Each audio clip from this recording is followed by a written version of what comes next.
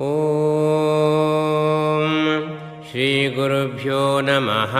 ಹರಿಃ ಓಂ. ಗಣೇಶ ಅಥರ್ವಶೀರ್ಷಂ. ಓಂ ಭದ್ರಂ ಕರ್ಣೇಭಿಃ ಶೃಣುಯಾಮದೇವಾಃ. ಭದ್ರಂ ಪಶ್ಯೇಮಾಕ್ಷಭಿರ್ಯಜತ್ರಾಃ. ಸ್ಥಿರೈರಂಗೈಸ್ತುಷ್टुवागुंसस्तनूभिः व्यशेम देवहितं यदायुः. स्वस्ति न इन्द्रो वृद्धश्रवाः. स्वस्ति नः पूषा विश्ववेदाः. स्वस्ति नस्तार्क्ष्यो अरिष्टनेमिः. स्वस्ति नो बृहस्पतिर्दधातु. ॐ शान्तिः शान्तिः शान्तिः. ॐ नमस्ते गणपतये. त्वमेव प्रत्यक्षं तत्त्वमसि. त्वमेव केवलं कर्तासि. त्वमेव केवलं धर्तासि. त्वमेव केवलं हर्तासि. त्वमेव सर्वं खल्विदं ब्रह्मासि. त्वं साक्षादात्मासि नित्यं. ऋतं वच्मि सत्यं वच्मि. अव त्वं माम् अववक्तारम् अवश्रोतारम् अवधातारम् अवधातारम् अवानूचानमवशिष्यम् अवपश्चात्तात् अवपुरस्तात् अवोत्तरात्तात् अवदक्षिणात्तात् अवचोर्ध्वात्तात् अवाधरात्तात्.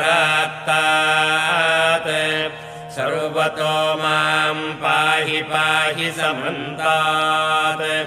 त्वं वाङ्मयस्त्वं चिन्मयः. त्वमानन्दमयस्त्वं ब्रह्ममयः. त्वं सच्चिदानन्दाद्वितीयोऽसि. त्वं प्रत्यक्षं ब्रह्मासि. त्वं ज्ञानमयो विज्ञानमयोऽसि. सर्वं जगदिदं त्वत्तो जायते. सर्वं जगदिदं त्वत्तस्तिष्ठति. सर्वं जगदिदं त्वयि लयमेष्यति. सर्वं जगदिदं त्वयि प्रत्येति. त्वं भूमिरापो नलो निलो नभः. त्वं चत्वारि वाक्पदानि. त्वं गुणत्रयातीतः.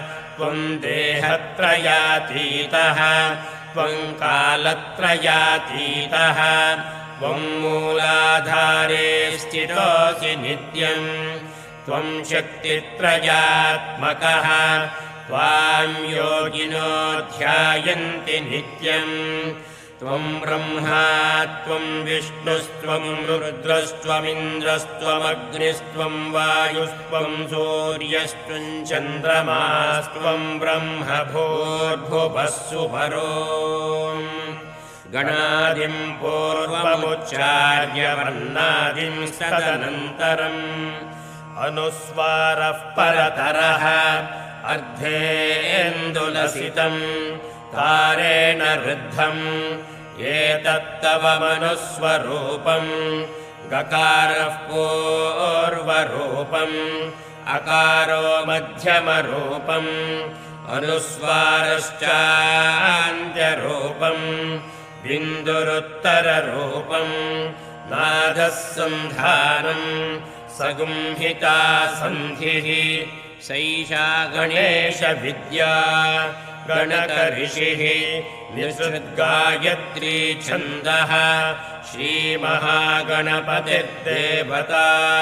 ॐ गङ्गणपतये नमः. एकदन्ताय विद्महे वक्रतुण्डाय धीमहि. तन्नो दन्ती प्रचोदयात्. एकदन्तं चतुर्हस्तं पाशमङ्कुशधारिणं रदं च वरदं हस्तैर्बिभ्राणं मूषकध्वजं रक्तं लम्बोदरं शूर्पकर्णकं रक्तवाससं रक्तगन्धानुलिप्ताङ्गं रक्तपुष्पैः सुपूजितम् भक्तानुकम्पिनं देवं जगत्कारणमच्युतम् आविर्भूतं च सृष्ट्यादौ प्रकृतेः पुरुषात् परम् एवं ध्यायति यो नित्यं स योगी योगिनां वरः नमो रातपतये नमो गणपतये नमः प्रमथपतये नमस्तेऽस्तु लम्बोदरायैकदन्ताय विघ्ननाशिने शिवसुताय वरदमूर्तये नमो नमः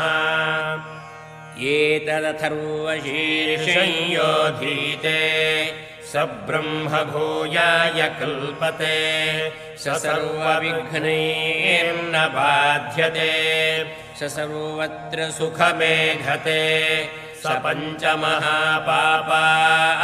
प्रमुच्यते सायमधीयानो दिवसकृतं पापं नाशयति प्रातरधीयानो रात्रिकृतं पापं नाशयति सायं प्रातः प्रयुञ्जानो पापो भवति धर्मार्थकाममोक्षं च विन्दति इदमथर्वशीर्षमशिष्याय न देयं यो यदि मोहात् दास्यति स पापीयान् भवति सहस्रावर्तनाद्यम्यं काममधीते तन्तमनेन साधयेत् अनेन गणपतिमभिषिञ्चति स वाग्मी भवति चतुर्थ्यामनश्नं जपति स विद्यावान् भवति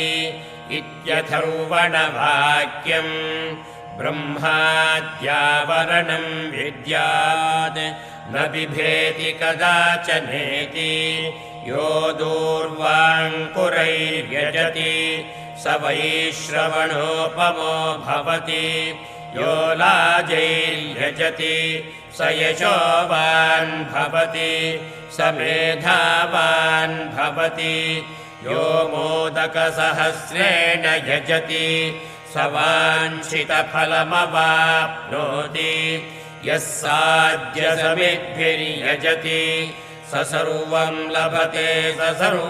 लभते अष्टौ ब्राह्मणान् सम्यग्राहयित्वा सूर्यवर्चस्वी भवति सूर्यग्रहे महानद्यां प्रतिमासन्निधौ वा जप्त्वा सिद्धमन्त्रो भवति महाविघ्नात् प्रमुच्यते महादोषात् प्रमुच्यते महापापात् प्रमुच्यते महाप्रत्यवायात् प्रमुच्यते स सर्वविद्भवति य एवं वेद ॐ भद्रं कर्णेभिः शृणुयामदेवाः